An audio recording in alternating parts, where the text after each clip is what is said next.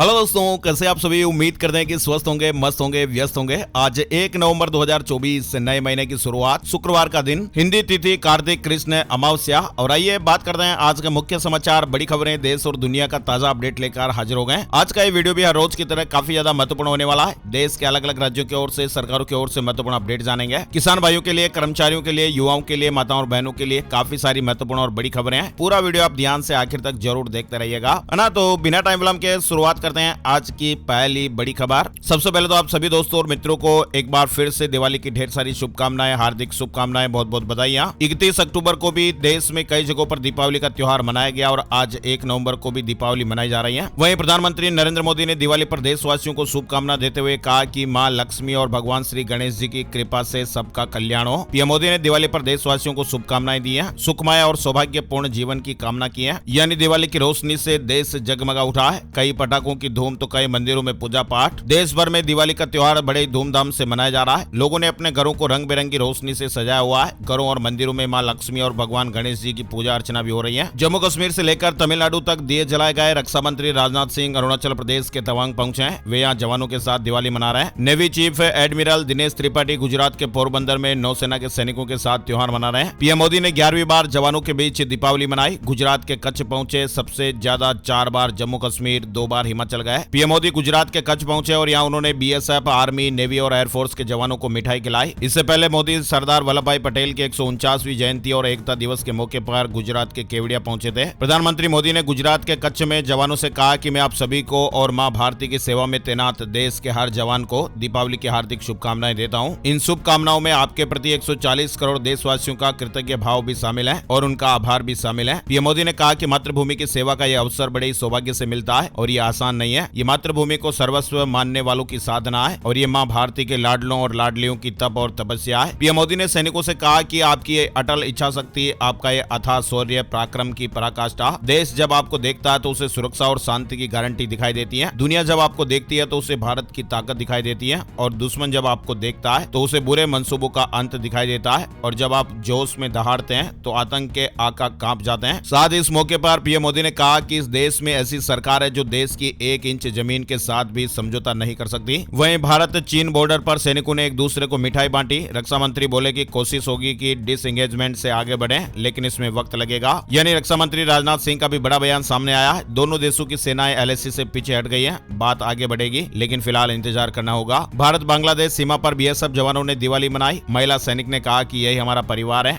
वहीं आपको बताएं, दिवाली की संध्या पर पीएम मोदी ने भारत के राष्ट्रपति द्रौपदी मुर्मू और उपराष्ट्रपति जगदीप धनखड़ से भी मुलाकात की है और दिवाली की शुभकामनाओं का आदान प्रदान किया। दिवाली का त्योहार हमारे देश भर में धूमधाम से मनाया जा रहा है। वहीं विदेशों में भी बड़ी धूम दिखाई दे रही है। यानी भारत समेत पूरी दुनिया में दिवाली का त्योहार हर्षोल्लास के साथ मनाया जा रहा है। केवल भारत ही नहीं बल्कि कई देशों के राष्ट्र अध्यक्षों की ओर से भी दिवाली की शुभकामनाएं दी गई है। अमेरिका के राष्ट्रपति जो बाइडेन, ब्रिटिश के प्रधानमंत्री कीर स्टारमर, इजराइल के प्रधानमंत्री बेंजामिन नेतन्याहू समेत कई नेताओं ने भारतीय समुदाय को दिवाली की बधाई दी है। डोनाल्ड ट्रंप ने भी दिवाली की शुभकामनाएं दी है और इस मौके पर उन्होंने बांग्लादेश में हिंदू लोगों के साथ हुई हिंसा की निंदा भी की। डोनाल्ड ट्रंप ने भारत को लेकर कहा कि मेरी सरकार में हम भारत और मेरे अच्छे दोस्त प्रधानमंत्री नरेंद्र मोदी के साथ अपनी पार्टनरशिप को और भी मजबूत करेंगे। अमेरिका से जुड़ा अपडेट देखिए। दिवाली के त्योहार को लेकर न्यूयॉर्क की एम्पायर स्टेट बिल्डिंग दिवाली की दीप और शुभकामनाओं के साथ जगमगा उठी और इसके साथ ही इमारत में प्रार्थना के लिए ओम जय जगदीश हरे की आरती की मंगल ध्वनि से माहौल भक्तिमय बना रहा। चलिए आगे बढ़ते हैं। आपको बताएं, आज दिवाली के मौके पर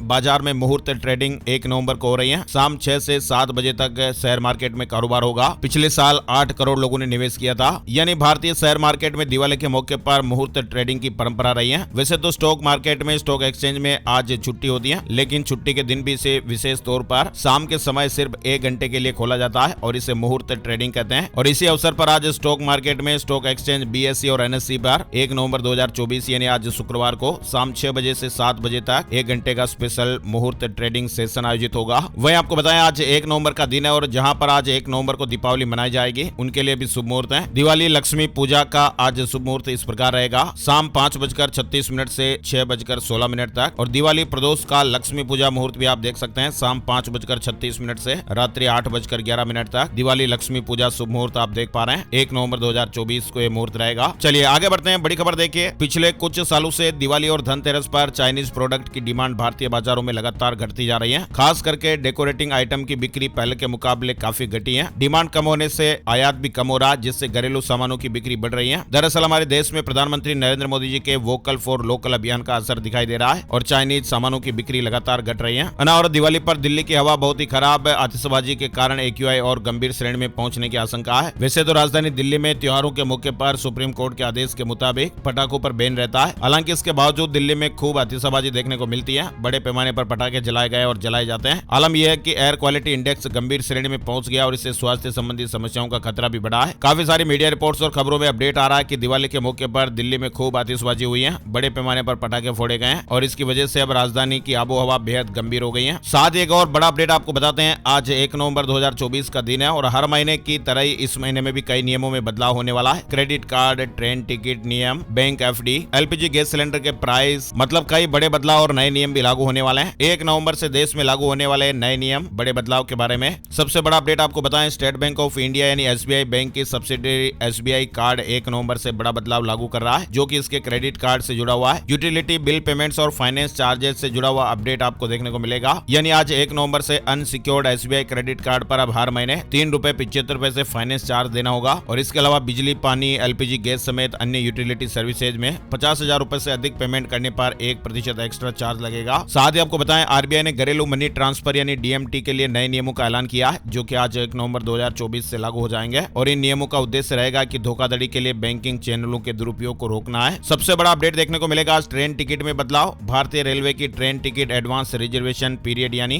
ARP, जिसमें यात्रा का दिन शामिल नहीं है, 1 नवंबर 2024 से 120 दिनों से घटाकर आज 60 दिन कर दी जाएगी। यानी एडवांस में जो टिकट बुक करते हैं वो अब 120 दिनों से घटाकर 60 दिन ही कर दी जाएगी। इसके अलावा बैंकों में कई सारी छुट्टियां भी इस महीने में रहेगी। नवंबर में कुल 13 दिन बैंकों में छुट्टियां रहेगी। बैंक में कई ऐसे मौके रहेंगे जिस दिन बैंक बंद रहेंगे और नए नियमों का जो स्पेशल वीडियो है हम आपको उसमें डिटेल जानकारियां और बताएंगे। इसलिए आप लाल वाला सब्सक्राइब का बटन दबाकर चैनल को जरूर सब्सक्राइब कर लीजिए, ताकि आपको जैसे ही नया वीडियो आएगा अपडेट मिल जाएगा, है ना। और हमारे देश में प्याज की कीमतों को कंट्रोल करने के लिए सरकार की ओर से एक बड़ा कदम उठाया गया है। 20 अक्टूबर को कांदा एक्सप्रेस के जरिए 1600 टन प्याज दिल्ली पहुंचाई गई, जो कि ये रेल मार्ग से अब तक की दूसरी बड़ी सप्लाई है और प्याज की कीमतों को कंट्रोल करने के प्रयास जारी हैं। वहीं देखिए, भारतीय अर्थव्यवस्था के लिए सबसे बड़ी चुनौती होगी ग्लोबल वार्मिंग। ADB ने रिपोर्ट जारी करके चेतावनी दी है। ADB यानी एशियाई विकास बैंक की एक नई रिपोर्ट में चेतावनी दी गई है कि साल 2070 तक ग्लोबल वार्मिंग के कारण भारत को 24.7% GDP का घाटा हो सकता है और रिपोर्ट के अनुसार बताया गया कि अगर कार्बन उत्सर्जन इसी तरह बढ़ता रहा तो 2070 तक एशिया और प्रशांत क्षेत्र की आर्थिक वृद्धि में 16.9% की कमी आ सकती है। खेल जगत से जुड़ी बड़ी खबर आपको बताते हैं। भारत और पाकिस्तान के बीच महामुकाबला आज होगा और इस मैच को लेकर दोनों ही टीमों के फैंस बेसब्री से इंतजार भी कर रहे हैं। भारत पाकिस्तान क्रिकेट मैच 1 नवंबर को खेला जाएगा। दिवाली के जश्न के बीच इस महामुकाबले को लेकर ज्यादा चर्चाएं नहीं हो रही हैं और यही वजह है कि काफी सारे फैंस को इस मैच के बारे में ज्यादा जानकारी नहीं है। अभी हाल ही में इमर्जिंग एशिया कप में भारत और पाकिस्तान के बीच जबरदस्त मुकाबला खेला गया था और इस मैच में दोनों ही टीमों ने काफी शानदार खेल दिखाया और इस मैच के बाद अब एक बार फिर टीम इंडिया की चिर प्रतिद्वंदी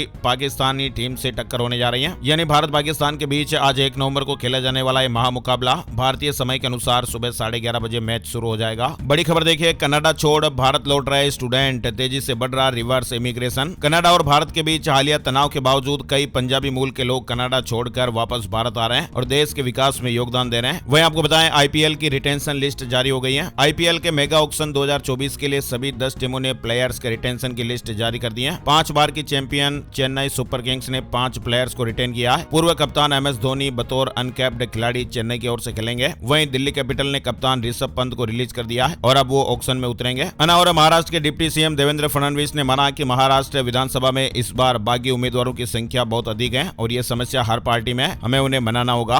वहीं देखिए, नेपाल ने नोट छापने का ठेका चीनी कंपनी को दिया है। 100 रुपए की 30 करोड़ प्रतियां छपेंगी। नोट पर बने मैप में 3 भारतीय इलाके हैं। खबर है कि नेपाल के केंद्रीय बैंक नेपाल राष्ट्र बैंक ने चीन की एक कंपनी को 100 रुपए के नए नेपाली नोट छापने का कॉन्ट्रैक्ट दिया है। न्यूज एजेंसी PTI के मुताबिक इन नोटों पर बने नक्शे में भारत के लिपुलेख, लिम्पियाधुरा और काला पानी इलाके को नेपाल का हिस्सा दिखाया गया है। इस इलाके को लेकर भारत और नेपाल के बीच करीब 35 साल से विवाद है। वहीं शेयर बाजार में हाहाकार मचा। दीपावली के मौके पर भारतीय शेयर बाजार में बड़ी गिरावट गिरावट देखने को मिली। गुरुवार को आईटी सेक्टर और बैंकिंग सेक्टर के शेयरों में भारी बिकवाली के चलते शेयर बाजार काफी दबाव में दिखा। सेंसेक्स में 553 और निफ्टी में 135 अंकों की बड़ी गिरावट रही। और एक बड़ी खबर आ रही है जिसमें कहा जा रहा है कि लोग अब 10 लाख रुपए से कम कीमत की कारें नहीं खरीद रहे हैं, मतलब लोगों के पास पैसा अब ज्यादा हो चला है। दरअसल ये बात करें मारुति सुजुकी इंडिया के चेयरमैन आरसी भार्गव। उन्होंने कहा कि 10 लाख रुपए से कम कीमत वाली कारों की बिक्री घटना चिंता का विषय है। एक समय में कुल बिक्री में इन कारों की हिस्सेदारी जहां 80% तक होती थी, लेकिन अब ये लगातार घट रही है।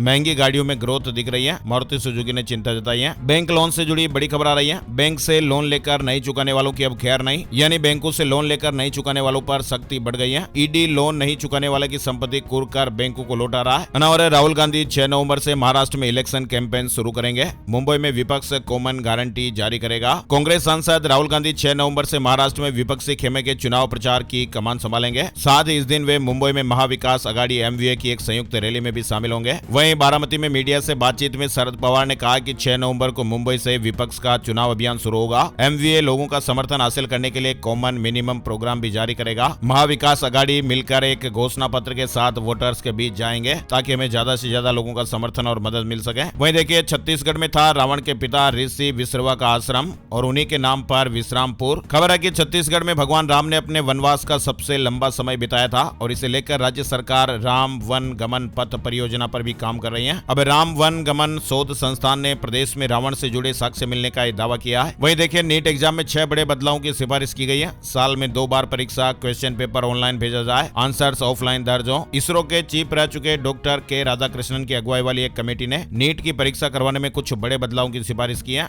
और हिमाचल प्रदेश में बीजेपी को नए साल में नया अध्यक्ष मिशन 2027 के मद्देनजर चयन होगा। हिमाचल प्रदेश में भारतीय जनता पार्टी को नए साल में नया अध्यक्ष मिलना तय माना जा रहा है। वहीं देखिए झारखंड से जुड़ा अपडेट आ रहा है। पहले चरण में मैदान में कुल 685 उम्मीदवार, 58 प्रत्याशियों ने नाम वापस लिए हैं। वहीं एक देश एक चुनाव असंभव, पीएम मोदी के बयान पर खड़गे का पलटवार आया है। कांग्रेस अध्यक्ष मल्लिकार्जुन खड़गे ने गुरुवार को पीएम नरेंद्र मोदी के वन नेशन वन इलेक्शन के जल्द लागू होने वाले बयान पर पलटवार किया और खड़गे ने इसे असंभव बताया है। और मनाली में एक और विदेशी पैराग्लाइडर की जान चली गई है। हवा में उड़ते हुए पहाड़ों से टकरा गई। 48 घंटे में यह दूसरी घटना हुई। वहीं हिजबुल्लाह के नए चीफ नेम कासिम ने बुधवार को कहा कि लेबनानी आंदोलन कुछ शर्तों के तहत संघर्ष विराम पर सहमत हो सकता है। वहीं इधर इजरायली सेना लगातार समूह के गढ़ पर बमबारी बढ़ा रही है। नए हिजबुल्लाह चीफ ने संघर्ष विराम की ओर बढ़ने के संकेत दिए हैं। वहीं इजरायल भी शांति के प्लान पर चर्चा कर रहा है, ऐसे अपडेट है। वहीं एक अलर्ट करने वाली खबर भी सामने आ रही है। मोबाइल, लैपटॉप, टीवी पर ज्यादा समय बिताने से आंखों को बड़ा खतरा। साल 2050 तक देश में 74 करोड़ मायोपिया के मरीज हो सकते हैं। ज्यादा स्क्रीन टाइम से मायोपिया का खतरा बढ़ रहा है। हर इंसान की लाइफ में मोबाइल फोन और लैपटॉप के प्रयोग ने आंखों से जुड़ी कई विकृतियों को जन्म दिया है। ज्यादा स्क्रीन टाइम ने बच्चों और युवाओं में मायोपिया यानी निकट दृष्टि दोष के जोखिम को पहले की तुलना में कई गुना बढ़ा दिया है। स्वास्थ्य के संबंध में जारी आंकड़ों के अनुसार साल 2050 तक बच्चों में मायोपिया के मामले 74 करोड़ पहुंचने का अनुमान है। मायोपिया को रोक पाना मुश्किल होगा। स्वास्थ्य विशेषज्ञों के मुताबिक माता पिता में से किसी एक या दोनों को मायोपिया है तो ऐसी सूरत में जेनेटिक यानी आनुवंशिक कारणों से भी बच्चों में मायोपिया की बीमारी हो सकती है। इसलिए बच्चों को टेलीविजन देखते हैं तो सावधान रहिए। बच्चों के लिए स्क्रीन समय को सीमित कीजिए। कंप्यूटर, टैबलेट और स्मार्टफोन का इस्तेमाल भी हर दिन एक लिमिट टाइम के लिए होना चाहिए। वहीं अगर ऑफिस में काम कर रहे हैं तो काम करने के बीच बीच में कुछ समय का ब्रेक जरूर लेते रहें। चलिए आगे बढ़ते हैं। बड़ी खबर केंद्रीय गृह मंत्रालय की ओर से विभिन्न राज्यों और केंद्रीय संगठनों के 460 से अधिक पुलिस कर्मियों को उनके उत्कृष्ट कार्य के लिए सम्मानित किया गया है। पुलिस कर्मियों को उच्च पेशेवर मानकों को बढ़ावा देने के लिए 2024 के लिए केंद्रीय गृह मंत्री दक्षता पदक से सम्मानित किया गया है। और महाराष्ट्र से जुड़ी खबर देखिए। टिकट न मिलने से नाराज कांग्रेस नेता रवि राजा ने इस्तीफा दे दिया है और बीजेपी में शामिल हो गए। महाराष्ट्र में अगले महीने विधानसभा चुनाव है जिसको लेकर सभी पार्टियों ने कमर कस ली है, लेकिन कई नेता टिकट न मिलने पर दूसरे पार्टी में भी शामिल हो रहे हैं। और इसी बीच खबर है कि चुनाव से पहले कांग्रेस के सीनियर नेता रवि राजा ने भी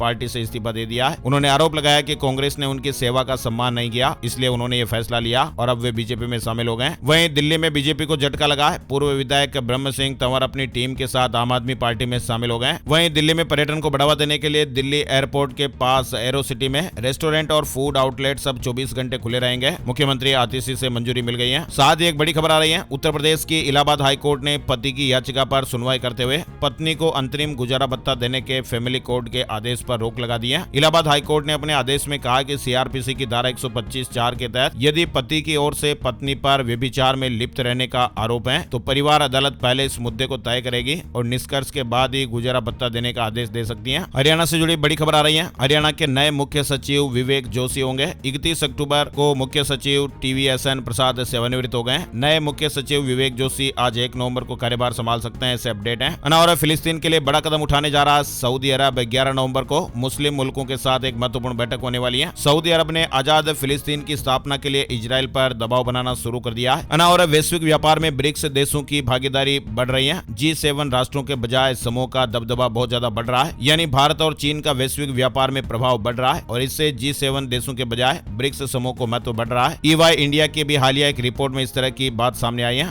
और अब जर्मनी और ईरान आमने सामने हो गए। जर्मनी और ईरान के बीच तनाव चरम सीमा पर पहुंच गया है। ईरान जर्मन कैदी जमशेद सरमाहत की यानी कैदी को जो अंतिम सजा है वो दिए जाने से विवाद बढ़ गया है। जर्मनी का ईरान के तीनों वाणिज्य दूतावासों को भी बंद करने का आदेश हो गया है। और भाजपा के वरिष्ठ नेता और नगरोटा के विधायक देवेंद्र सिंह राणा का निधन हो गया है। जम्मू से जुड़ी बड़ी खबर है। सियासी हलकों में शोक की लहर है। वहीं उड़ीसा सरकार ने पूर्व मुख्यमंत्री नवीन पटनायक की सुरक्षा घटाई है। अब केवल 2 हवलदार तैनात होंगे। उत्तर प्रदेश में 1 नवंबर से धान की खरीद शुरू हो जाएगी। 4000 क्रय केंद्र बनाए गए। समर्थन मूल्य भी तय हो गया है। यूपी में धान की खरीद 1 नवंबर से शुरू होने जा रही है। धान का न्यूनतम समर्थन मूल्य 2300 रुपए और धान ग्रेड A का 2320 रुपए प्रति क्विंटल निर्धारित किया गया है। किसानों को धान की उतराई, छनाई और सफाई की मद में 20 रुपए प्रति क्विंटल की दर से प्रतिपूर्ति भी दी जाएगी। वहीं देखिए यूपी पुलिस की फाइनल आंसर की जारी हो गई है। रिजल्ट अब किसी भी समय घोषित हो सकता है। चैट GPT से जुड़ी खबर है। अब वेब वर्जन पर भी मिलेगा चैट हिस्ट्री सर्च। OpenAI ने नया फीचर लॉन्च कर दिया है। वहीं हिमाचल से जुड़ी खबर देखिए, बर्फ की चादर, तेजी से पिघल रहे ग्लेशियर, 321 नई जिले बन गई हैं। ग्लोबल वार्मिंग के पांव पसारने से हिमाचल प्रदेश में बर्फ की चादर छोटी पड़ने लगी है।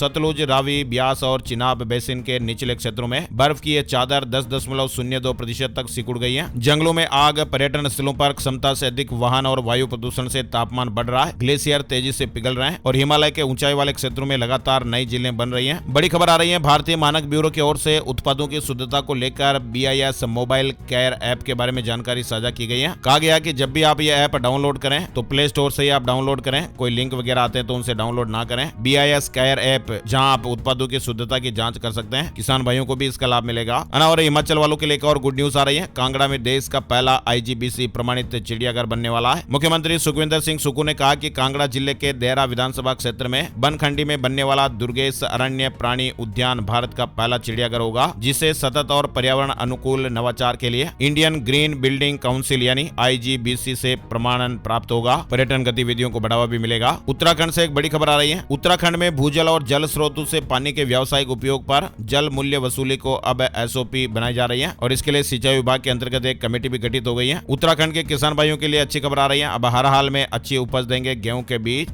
और एक और बड़ी खबर देखिए, देश की दिग्गज इलेक्ट्रॉनिक कंपनी BPL का नाम आपने सुना होगा। BPL ग्रुप के फाउंडर TP गोपालन नाम्बियार अब हमारे बीच नहीं रहे। 94 साल की उम्र में इन्होंने आखिरी सांस ली है। और एथर एनर्जी ने अक्टूबर में बेच डाले इतने इलेक्ट्रिक स्कूटर। कंपनी ने बिक्री का नया रिकॉर्ड बनाया है। भारत में इलेक्ट्रिक गाड़ियों की मांग में लगातार बढ़ोतरी दर्ज की जा रही है और अक्टूबर में इस सेक्टर में सालाना 70% तक की बढ़ोतरी दर्ज हुई है। MBBS करने वालों के लिए एक जरूरी खबर आई है। नेशनल मेडिकल कमीशन यानी NMC ने सभी मेडिकल कॉलेजों से शैक्षणिक सेशन 2024-25 में MBBS फर्स्ट ईयर में एडमिशन लेने वाले छात्रों का विवरण प्रस्तुत करने का निर्देश दिया है। 29 अक्टूबर 2024 को जारी एक नोटिफिकेशन में निर्देश दिए गए हैं कि कॉलेजों और संस्थानों को ये जानकारी NMC की आधिकारिक वेबसाइट पर एक ऑनलाइन सिस्टम के माध्यम से जमा करनी है। वहीं देखिए मध्य प्रदेश से खबर आ रही है। इंजीनियरिंग के PG कोर्स में स्टूडेंट की रुचि बहुत कम लग रही है। पोस्ट ग्रेजुएशन कोर्स में पिछली बार की तरह इस बार भी ट्रेंड स्पष्ट दिखाई दिया है। मध्य प्रदेश के प्राइवेट और सरकारी कॉलेजों को PG कोर्स में आधी सीटें भरने के लिए भी संघर्ष करना पड़ रहा है। केरल से जुड़ी बड़ी खबर है। केरल सरकार ने केरल नागरिक पुरस्कार 2024 की घोषणा कर दी है और इस बार ये सम्मान प्रख्यात लेखक MK सानू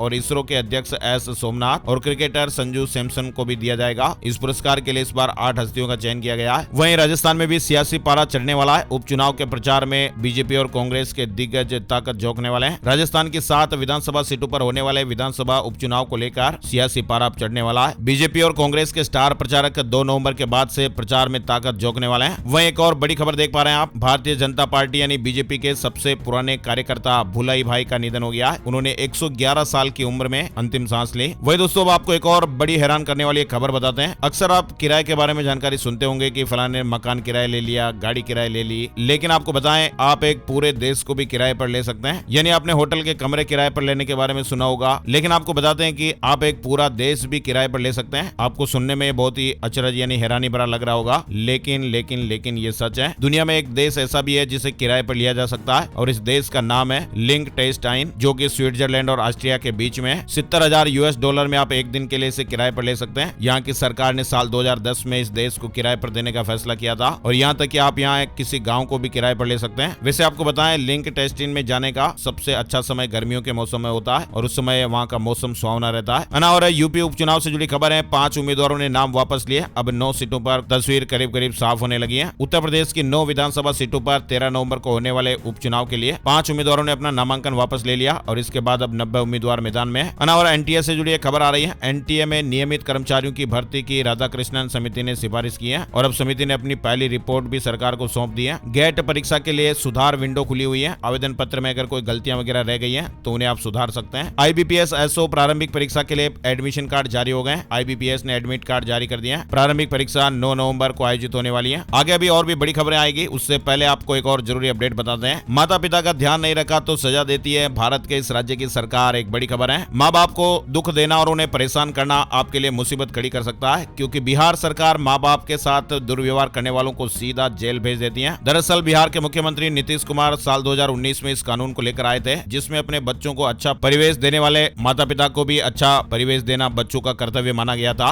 यानी बिहार ऐसा पहला राज्य बना था जहां पर माता पिता की सेवा न करने वालों के लिए सजा का प्रावधान था। हालांकि अब तो देश के कई राज्यों में ये व्यवस्था लागू हो चुकी है। बिहार सरकार के अनुसार इस कानून को बनाने की पहल एक सर्वे रिपोर्ट के आने के बाद की गई थी, जिसमें बूढ़े माँ बाप की बद से बदतर हालत सामने आई थी। वैसे आपको बताएं, भारत सरकार में भी बूढ़े माँ बाप का ख्याल न रखने पर 3 से 6 महीने की जेल और जुर्माने का प्रावधान है और कई स्थितियों में अपराधी को दोनों प्रकार के दंड से भी दंडित किया जा सकता है। वैसे राजस्थान, यूपी में भी इस तरह की व्यवस्थाएं हैं, जहां पर माता पिता की सेवा न करने पर बच्चों को जेल भेज दिया जाता है या फिर आर्थिक दंड दिया जाता है। इसलिए संतान जरूर ध्यान रखें। बच्चों के लिए अपडेट है। वहीं राजस्थान के चूरू से एक बड़ी खबर सामने आ रही है। दिल्ली पुलिस में सब इंस्पेक्टर यानी एसआई बताने वाली ये युवती 3 गाड़ियों की मालिक है और ये खुद महिंद्रा एसयूवी कार में घूमती थी, जिससे बेरोजगार युवक उस पर शक नहीं करते थे और उसके पिता खेतीबाड़ी और पति अभी कंपटीशन एग्जाम की तैयारी कर रहा है। ये सब इंस्पेक्टर होने का दावा करती थी और युवाओं को ठगती थी। फिलहाल ये प्रशासन के कब्जे में। लग्जरी लाइफ जीने का इसे बहुत बड़ा शौक है। फर्जी थानेदार बनकर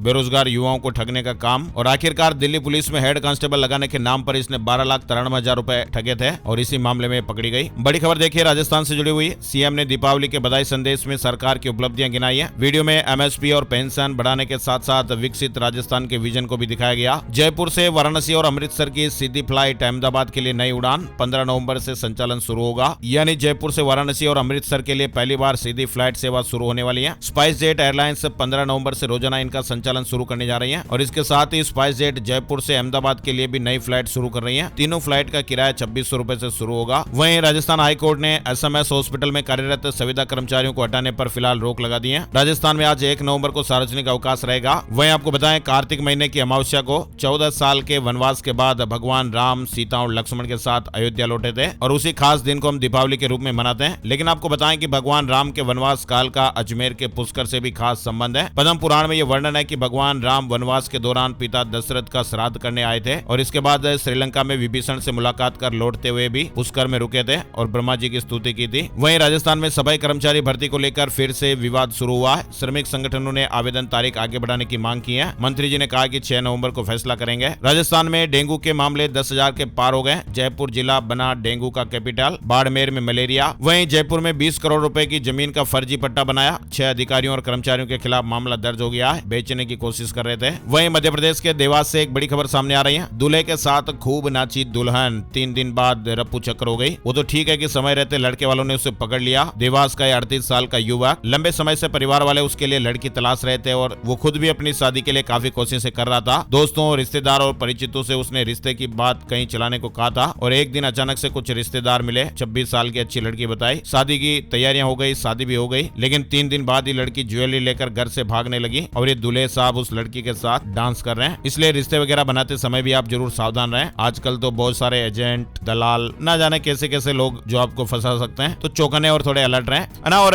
इंदौर से जुड़ी खबर देखिए। अखिल भारत वर्षीय माहेश्वरी महासभा की दीप पर्व पर बड़ी सौगात। माहेश्वरी समाज की निराश्रित बहनों को दीपावली पर 1100 रुपए का सहयोग। सभी परिवारों का मेडिक्लेम निःशुल्क होगा। इंदौर शहरी क्षेत्र में जंगली जानवरों का मूवमेंट बढ़ रहा है। 71,000 हेक्टेयर जंगल में 13,000 से ज्यादा जानवर विकास कार्यों के चलते शहरी क्षेत्रों में ये आ रहे हैं। वहीं छत्तीसगढ़ के दंतेवाड़ा जिले के बुजुर्ग आदिवासियों की जबरन सर्जरी के मामले की अब जांच की जाएगी। इस तरह की बात कही है छत्तीसगढ़ के स्वास्थ्य मंत्री श्याम बिहारी जायसवाल जी ने। वहीं मरीजों की जांच करने के लिए दिल्ली से भी टीम पहुंच गई है। दिल्ली से आए एक्सपर्ट का कहना है कि करीब 14 मरीजों की रोशनी फिर आ सकती है। वहीं पंजाब में एक्शन मोड में आई सरकार, डीएपी की कालाबाजारी करने वालों पर कार्रवाई की तैयारी, हेल्पलाइन और व्हाट्सएप नंबर शुरू हो गए। साथ ही एक और अपडेट देखिए, पंजाब एंड हरियाणा हाईकोर्ट ने पंजाब और हरियाणा सरकार को निर्देश दिया कि वे राज्यों में फोरेंसिक विज्ञान प्रयोगशालाओं की कार्यप्रणाली में सुधार के लिए गठित कमेटियों की सिफारिशों को तुरंत लागू करें। हिमाचल में दिवाली पर 2 घंटे पटाखे जलेंगे। दिन पर आतिशबाजी पर बैन रहेगा। रात 8 से 10 बजे का समय निर्धारित किया गया है। HPPCB ने आदेश जारी किए हैं। वहीं हिमाचल के व्यापारियों पर ऑनलाइन व्यापार की मार, 50% तक कम हुआ कारोबार। त्योहारी सीजन में भी कोई अच्छा काम नहीं हुआ। आइए अब आपको बताते हैं gold price today, silver price today, सोने चांदी के भाव। दिवाली पर सोने चांदी के दामों में गिरावट देखने को मिली है। 31 अक्टूबर को 10 ग्राम 24 कैरेट सोने की कीमत 24 रुपए कम होकर 79,557 रुपए पर रही। वहीं चांदी के दामों में 1370 रुपए की गिरावट रही और ये 96,670 रुपए प्रति किलो के दाम पर रही। आइए अब आपको बताते हैं कि आज 1 नवंबर का राशिफल सितारे क्या कुछ कह रहे हैं। आज का राशिफल जानते हैं। आज 1 नवंबर शुक्रवार के ग्रह नक्षत्र प्रीति योग बना रहे, जिससे आज वृष राशि के लोगों को बिजनेस में नई योजनाओं पर काम करने का मौका मिलेगा। कर्क राशि के नौकरी पेशा व्यक्तियों की तरक्की के योग हैं। सिंह राशि के लोगों को मेहनत का फायदा मिलेगा। तुला राशि वालों को तरक्की और फायदा मिलने के योग हैं। वृश्चिक राशि वालों के रुके हुए कामों में तेजी आएगी। मकर राशि के नौकरी पेशा लोगों को अधिकारियों से सहयोग मिलेगा और इसके अलावा बाकी राशियों पर सितारों का आज मिला जुला असर दिखेगा, है ना। तो ये थे दोस्तों आज के मुख्य समाचार, बड़ी खबरें, हेडलाइंस और सुर्खियां, अपडेट। आप हमारे से ऐसे ही जुड़े रहिए।